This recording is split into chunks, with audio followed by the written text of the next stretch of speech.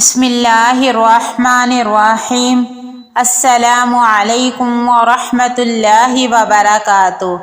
حضرت علی رضی اللہ عنہ سے روایت ہے کہ نبی صلی اللہ علیہ وآلہ وسلم نے فرمایا، علی، 3 چیزوں میں تاخیر نہ کرنا: ایک، نماز جب اس کا وقت آ جائے، جنازہ جب تیار ہو جائے، اور بیوہ، مطلقہ اور کنواری خاتون کے نکاح میں جب تمہیں اس کا کفو مل جائے۔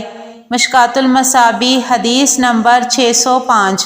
حضرت فروہ رضی اللہ عنہا بیان کرتی ہیں، نبی صلی اللہ علیہ وآلہ وسلم سے افضل عمل کے بارے میں دریافت کیا گیا تو آپ صلی اللہ علیہ وآلہ وسلم نے فرمایا، اول وقت میں نماز ادا کرنا۔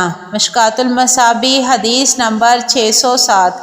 حضرت ابو ایوب رضی اللہ عنہ بیان کرتے ہیں، رسول اللہ صلی اللہ علیہ وآلہ وسلم نے فرمایا، میری امت ہمیشہ خیر و بلائی پر رہے گی، یا فرمایا فطرت پر رہے گی، جب تک وہ ستارے ظاہر ہونے سے پہلے نماز مغرب پڑھتی رہے گی۔ مشکوٰۃ المصابیح، حدیث نمبر 609۔